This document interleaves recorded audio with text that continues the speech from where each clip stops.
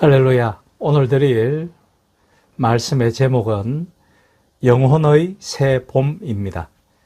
본문은 이사야서 43장 18절로 21절입니다. 너희는 이전 일을 기억하지 말며 옛날 일을 생각하지 말라. 보라, 내가 새 일을 행하리니 이제 나타낼 것이라 너희가 그것을 알지 못하겠느냐. 반드시 내가 광야의 길을 사막에 강을 내리니 장차 들짐승 곧 성냥이와 타조도 나를 존경할 것은 내가 광야의 물을 사막의 강들을 내어 내 백성 내가 택한 자에게 마시게 할 것임이라. 이 백성은 내가 나를 위하여 지었나니 나를 찬송하게 하려 함이니라. 아멘. 사랑하는 성도 여러분, 만물을 얼어붙게 했던 모진 겨울의 기세가 꺾이고 어느덧 우리 곁에 봄의 기운이 스며들고 있습니다. 이 계절의 변화를 가장 먼저 알리는 전령사로 봄을 시샘하는 바람에 가냘프게 피어난 매화를 봅니다. 메마른 가지 위로 하얗고 붉은 꽃망울이 터지는 것을 보면 우리는 비로소 봄이 겨울의 문턱을 넘어 우리 곁에 한껏 와 있음을 실감하게 됩니다. 매화는 화괴라 불리우기도 합니다. 모든 꽃 중에 어떤, 즉 꽃들의 우두머리라는 뜻입니다. 그 이유는 매화가 가장 화려해서가 아닙니다. 남들이 모두 추위에 떨며 잠들어 있을 때 가장 먼저 깨어나 차가운 눈과 서리의 고난을 뚫고 생명의 소식을 전하기 때문이지요. 눈 속에 피는 설중매를 보십시오. 그 연약한 꽃잎이 어떻게 그 서슬퍼런 추위를 견디고 이겨 피어날 수 있었겠습니까? 오늘 저는 이 매화의 생명력을 묵상하면서 우리 신앙의 계절을 돌아보고자 합니다. 혹시 여러분의 영혼은 여전히 시린 겨울에 머물러 있지는 않습니까? 아니면 두꺼운 얼음에 눌려 신음하고 있지는 않습니까?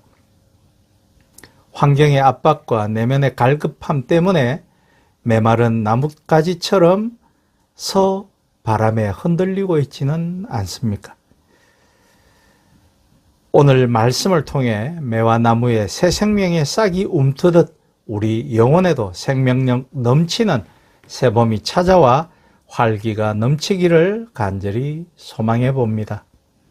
오늘 본문 18절에서 하나님은 강력하게 선포하고 있습니다. 너희는 이전 일을 기억하지 말며 옛날 일을 생각하지 말라고 말씀이죠. 봄이 오기 위해서는 먼저 겨울이 지나가야 합니다. 새 꽃이 피기 위해서는 작년에 죽은 잎들을 떨궈내어야만 하죠. 신앙의 새봄을 가로막는 가장 큰 장애물은 과거라는 겨울에 붙잡혀 있는 마음일 것입니다. 이스라엘 백성들은 바벨론 포로기라는 기나긴 겨울을 지나고 있었습니다. 그들은 과거의 실패, 조상들의 죄, 그리고 무너진 성전의 기억에 우울하게 함몰되어 있었습니다. 하지만 하나님은 말씀하십니다. 과거에 매여 있지 마라. 내가 이제 새 일을 시작하겠다. 라고 말씀이죠. 성도 여러분, 신앙의 생명력은 과거의 후회나 자책에서 나오지 않습니다. 하나님이 오늘 내 삶에 행하실 새 일을 바라보는 소망에서 시작되는 것이죠. 매화나무가 작년의 추위를 기억하며 꽃 피우기를 두려워하면 어떻게 되겠습니까? 매화는 오직 다가올 따스한 햇살과 자기 안에 생명력을 믿고 이제 꽃망울을 터뜨리는 것입니다. 우리의 신앙도 마찬가지입니다. 어제의 실패, 작년의 영적 침체는 이제 지나갔습니다. 하나님께서는 지금 이 순간에도 여러분의 인생이라는 대지 위에 새봄의 기운을 불어넣고 있으십니다. 이제 나타낼 것이라는 하나님의 약속을 붙잡으십시오. 보이지 않는 땅 밑에서 이미 봄의 생명력이 녹아있는 수분이 올라오고 있음을 믿음의 눈으로 바라보시길 바랍니다. 본문 19절 하반절을 보십시오. 반드시 내가 광야에 길을 사막에 강을 내리니. 봄의 생명력이 가진 위대함은 불가능을 가능으로 바꾸는 데 있습니다.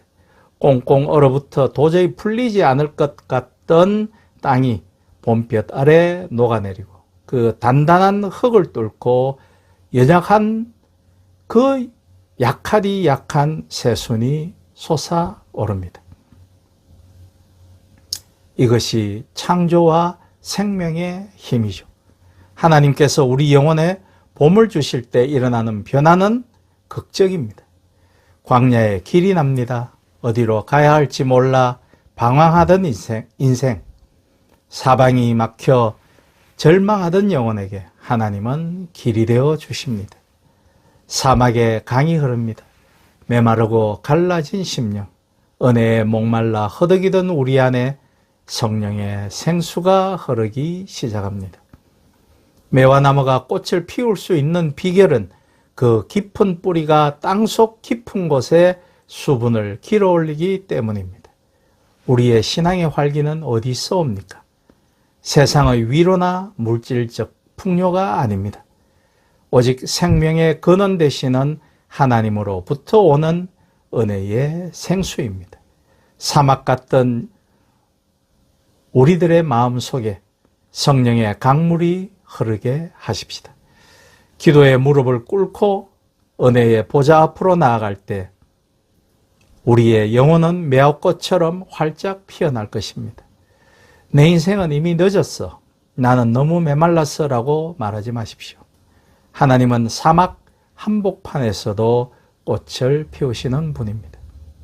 그분의 생명력이 여러분들을 덮으면 가장 척박한 곳에서도 가장 고귀한 향기가 번져 나갈 것입니다.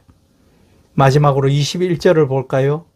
이 백성은 내가 나를 위하여 지었나니 나를 찬송하게 하려 함이니라.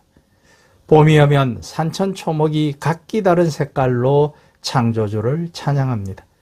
매화는 그 고고한 빛깔과 은은한 향기로 하나님의 솜씨를 드러냅니다. 움이 트고 꽃이 피는 궁극적인 목적은 무엇입니까? 바로 생명의 주인이신 하나님을 드러내고 찬양하는 것입니다. 우리 신앙에 새봄이 찾아왔다라는 가장 확실한 증거는 우리 입술에 찬송이 회복되는 것입니다. 겨울의 신앙은 원망과 불평의 계절입니다. 왜 이렇게 추울까? 왜 내 삶은 이다지도 고달플까? 를 원망 어린 목소리로 되뇌이곤 하지요. 봄의 신앙은 감사와 찬양의 계절입니다. 이 추위를 견뎌 이겨 봄을 보게 하시니 감사합니다. 이 척박한 가지에서 꽃을 피우게 하시니 그 은혜가 참으로 경이롭습니다. 라고 고백합니다. 성도 여러분, 우리의 입술에 다시 활기가 넘치기를 소망합니다. 매화가 추위를 이기고 향기를 발산하듯 여러분의 삶의 현장에서 그리스도의 향기를 내뿜으십시오. 여러분이 절망 속에서도 소망을 노래하고 미움 속에서도 사랑의 꽃을 피울 때 세상은 여러분을 통해 과연 하나님이 살아계시는구나, 과연 하나님의 봄이 여기 드디어 우리 곁에 왔구나를 깨닫게 될 것입니다. 하나님은 우리를 찬송의 도구로 지으셨습니다.